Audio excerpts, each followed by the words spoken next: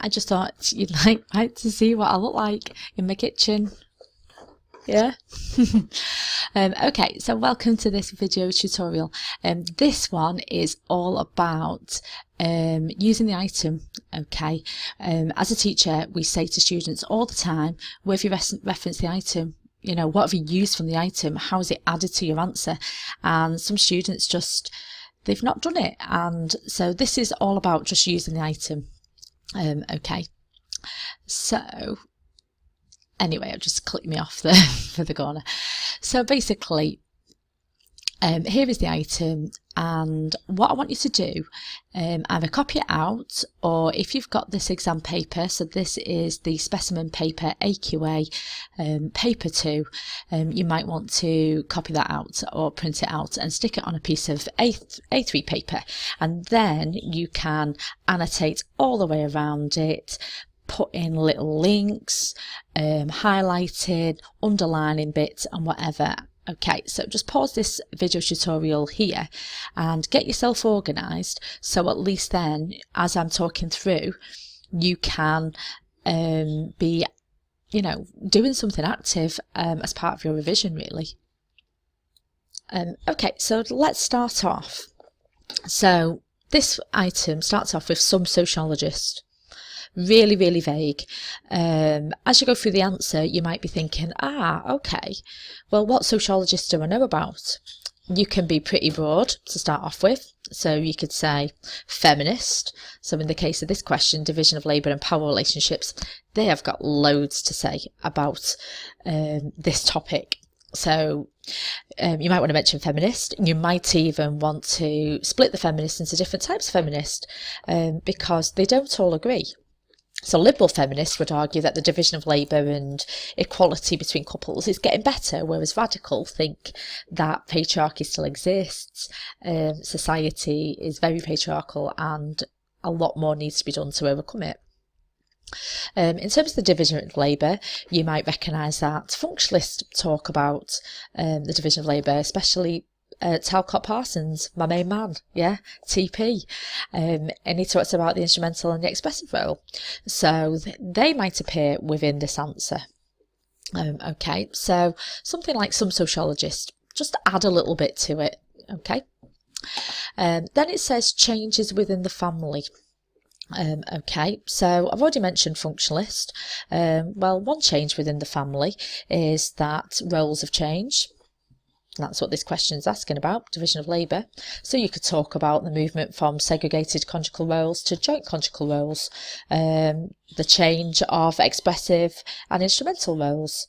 All the changes within the family is that they are getting smaller, they're having fewer children, people are living longer, lifestyles are changing within the family, family are spending more leisure time together, rather than spending it apart or with extended family networks and whatever. So you've got lots of changes within the family that are occurring that you might want to indicate, which might be able to apply within this question. The second one that you could talk about is changes within wider society and how that's become more equal. So, for example, things like the divorce laws, other legal changes, civil partnerships, work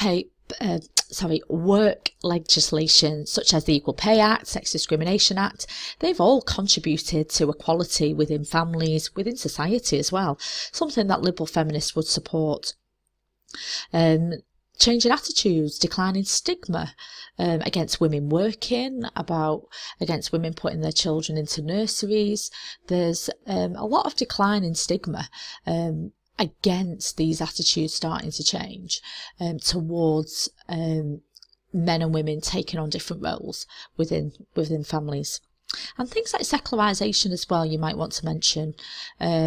People aren't as religious anymore, so any of the traditions that religion has promoted, such as nuclear families, such as marriage, they are not as important anymore within this more secular society.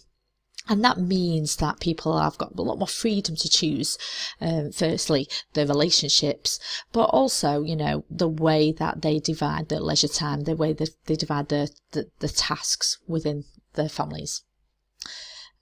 Okay. Then you've got this word equality. Within family life. Well, that could refer to equality within the division of labour. You could talk about the symmetrical family. Someone like Wilmot and Young, they talked about the division of labour being more equal.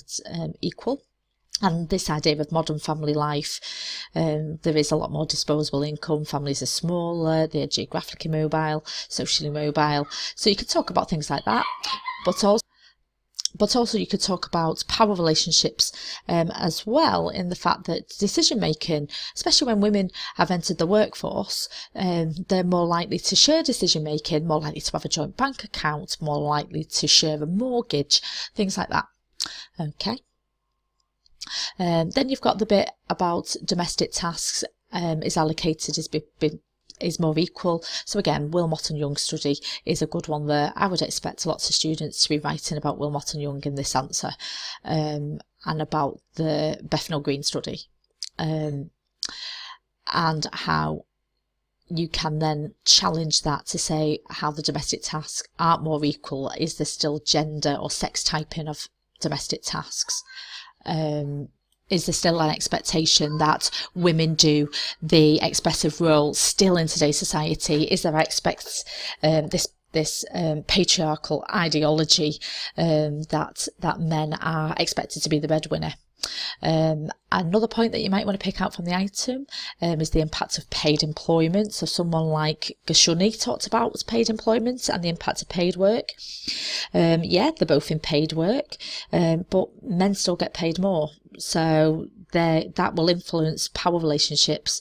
They tend to make the biggest decisions because they get paid more. The more the woman works, the less housework that she does, but you can then say there's a bit of a class difference between this, between middle and working class women. Middle class women and their families tend to be more egalitarian, more equal. They're more likely to be able to afford working class women as cleaners or as nannies. So you can talk about things like that in terms of analysing this answer. And also, you know, even though they're in paid employment, you could then start to link in, the dual burden and the triple shift. There is still that expectation that these roles, or some of these roles, are still women roles and male roles, and attitudes. It's really, really hard to change attitudes. They tend to be more gradual. Then you've got the sharing of responsibility has led to more equal power.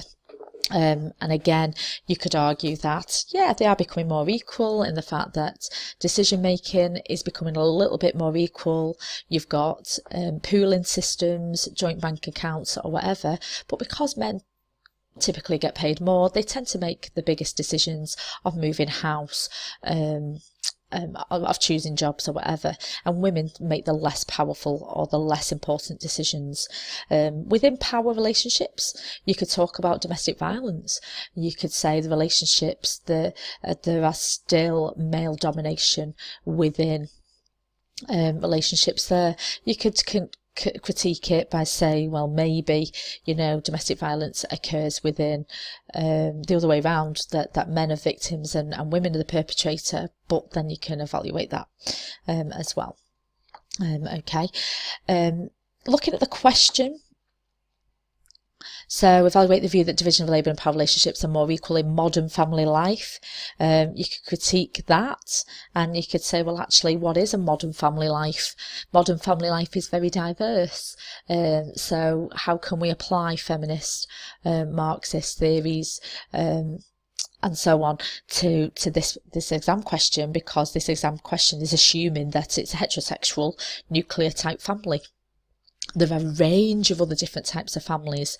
So this division of labour and power relationships, it's hard to say that they are more equal when there are a variety of different family types within a modern family life. So in terms of some sociologists, you could argue that postmodernists might take a feature within this question. Okay, so basically what I've done is I've just dissected the item a little bit, give you a little bit of ideas that you might want to consider when answering that question. Okay, you might not want to answer it in the way that I've talked about things. You might want to organise it slightly differently, especially if you're thinking about top band. But you know, use this as a little bit of a plan, bit of an idea, and then have a go. You should be answering these questions as part of your revision, 20 markers like these, 30 minutes, and either give it to a friend to have a look at the mark scheme and what marks would you give it, or give it to your teacher. You know, ask your teacher, am I doing the right thing? Okay, so you know, this is just here to help you with your revision. Thank you for watching, and you know, I'm looking at doing some more video tutorials like this anyway. So, you know, if you've got any comments or any requests, any exam questions that you want me to go through, just let me know, and I will have a look at them for you. Thank you for listening.